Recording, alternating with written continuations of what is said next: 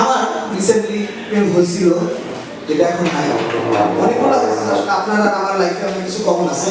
প্রত্যেকবার আমার ব্রেকআপ আমার বাপের জন্য হয়েছে। জীবনে আপনি মানে শুনছেন বাপের জন্য ছেলে ব্রেকআপ করছে? হ্যাঁ, আপনি শুনছেন? বাপের জন্য একটা ছেলের ব্রেকআপ হয়, এটা আজব ব্যাপার না?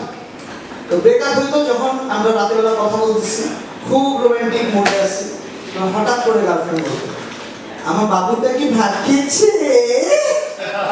আর আমার তো মাথা নষ্ট হয়ে গেল।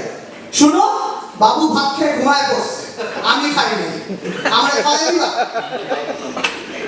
বাবু বাবু করে শুধু।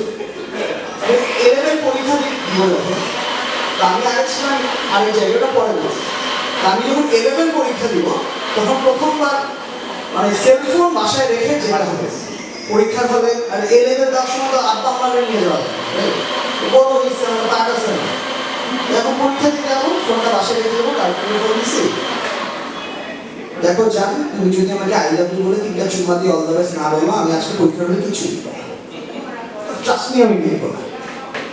এমন সময় ফোনে টাকা শেষ হয়ে গেছে।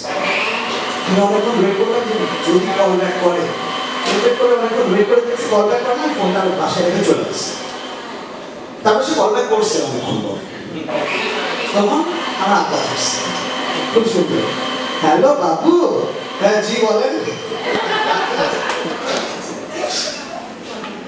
গার্লফ্রেন্ডের ফোনে তখন টাকা কম, সে সময় গ্রামীণ ফোন, 2.5 টাকা মিনিট প্যাকে।